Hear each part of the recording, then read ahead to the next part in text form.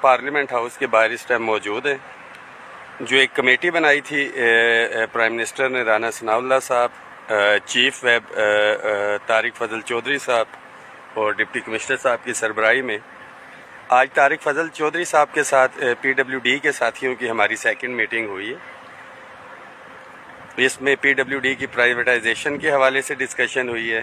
جو امپورٹنٹ ترین چیز تھی ساتھیوں کو میں یہاں پہ بتانا چاہتا ہوں, وہ ہے ٹیکسیشن کے حوالے سے آج تفصیلی گفتگو ہوئی ہے, اور ہم نے بتایا ہے کہ ملازمین کے کیا تحفظات ہیں. فلور آف دی ہاؤس بھی اس پہ تمام چیزوں کی ڈسکشن ہو رہی ہے, اور ہم نے یہی بتایا کہ صرف سرکاری ملازمین نہیں, پرائیویٹ سیکٹر بھی اس سے جب ڈسٹرب ہوگا تو پھر عوام کو سنبھالنا ناممکن ہو جائے گا.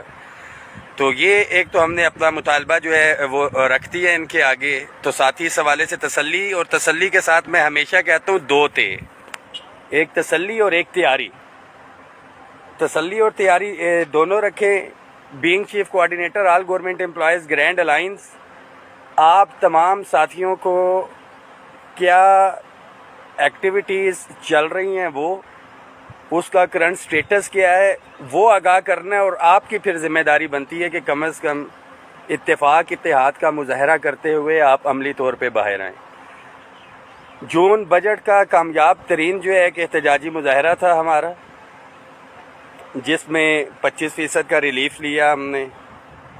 جو پے اینڈ پینشن کمیشن کے حوالے سے ریفارمز تھے وہ جو واپس ہوئی, ساتھیوں کو لیٹسٹ اپڈیٹ بتاتا چلوں کہ اس حوالے سے بھی خبریں یہ آ رہی ہیں کہ غالباً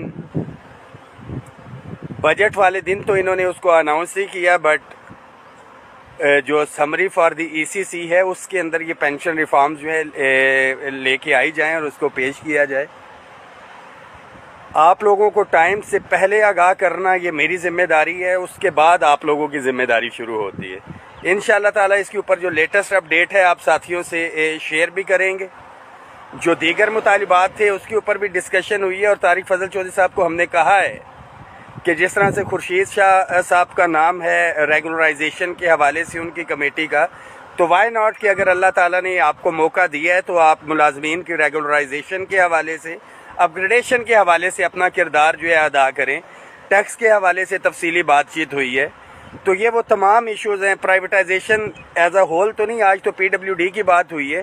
ایز اے ہول جو نیکسٹ میٹنگ ہوگی جس میں انشاءاللہ تعالی رانا ثناء اللہ صاحب بھی ہوں گے, یہ ساری چیزیں ہم نے رکھنی ہیں وتھ سجیشنز کہ بھائی آپ یہ سجیشنز ہیں, یہ پرپوزلز ہیں, مگر ملازمین سے ایک ریکویسٹ ہے کہ آپ کے اداروں کے اندر جو یونینز ایسوسیشنز ہیں اپنے قائدین کا آپ جو ہے بازو بنیں. جب آپ کو پروٹیسٹ کی کال دی جاتی ہے عملی طور پہ آپ باہر نکلیں. پنجاب کے حوالے سے خاص طور پہ آپ کو بتاتا چلوں کہ ابھی تک لیو ان کیشمنٹ کا ایشو اور اسکولوں کی جو پرائیویٹائزیشن ہے اس کا ایشو ابھی تک حل نہیں ہوا. بہت سے ساتھی یہ کہتے ہیں کہ ایک تحریک چل رہی تھی, بڑی پیک کے اوپر تھی, اور جو ہے ایٹ دیٹ ٹائم جو ہے قائدین نے ڈیسیجن لیا یا کچھ ہے. تو اس حوالے سے بھی ساتھیوں کو بتاتا چلوں کہ جب تحریک چل رہی تھی تو 60 سے 70 ساتھی تھے جو اس دن رات کو بیٹھے ہوئے تھے پورے پنجاب کے جو ہے, جس کے اندر میں بھی تھا, دیگر قائدین کے ساتھ گرفتار ہوئے, اور اس کے بعد مزید تقریباً 100 ساتھی گرفتار ہوئے. اور پھر 12 دن جب ہم جیل کے اندر رہے تو تحریک پیک کے اوپر پہنچی, تو ہمیں اس وقت جیل کے اندر نہیں پتا تھا کہ تحریک کتنی پیک پہ چل رہی ہے اور کیا معاملات ہیں.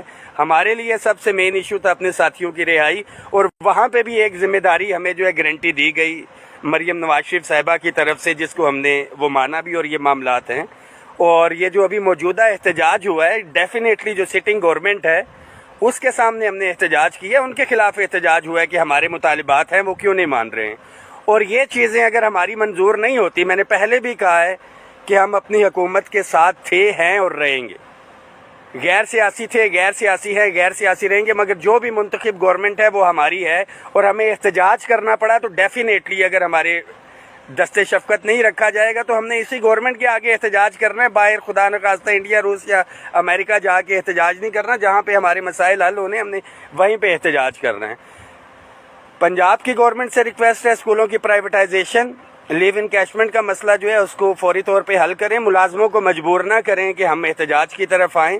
سیکنڈلی خیبر پختونخوا کی جو گورنمنٹ ہے علی امین گنڈا پور صاحب، ان سے بھی ریکویسٹ ہے کہ وفاق اور تمام صوبوں کے ملازمین کی تنخواہوں میں 25% اور بالترتیب 20% اضافہ ہوا ہے، تو خیبر پختونخوا کے ملازمین کو بھی جو آپ نے ایک کمٹمنٹ کی تھی کہ جو فائدہ وفاق سے ہوگا صوبوں کو ملے گا وہ بھی کیا جائے، اور پینشن کے حوالے سے جو معاملات ہیں 2 ایڈ ہاک نہیں مل رہے ہیں اس کو بھی انکارپوریٹ کیا جائے، تمام صوبوں کے اندر ہیں۔ تو ساتھی اتفاق اتحاد رکھیں، جو بھی لیٹسٹ اپڈیٹس ہوں گی انشاءاللہ تعالیٰ آپ کے ساتھ شیئر بھی کریں گے، اور جہاں پہ ضرورت پڑی پھر آپ لوگوں کا کام ہے باہر نکلنا۔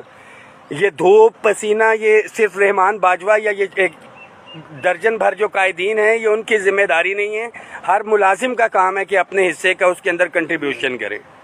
ٹیکسیشن کے حوالے سے آلریڈی میں بتا چکا ہوں کہ ہم نے بتا دی ہے، ان ریٹرن بھی جو ہے ہم نے کہا ہے کہ ہم آپ کو دے دیں گے، اگر یہ واپس نہیں ہوتا تو پھر پرائیویٹ سیکٹر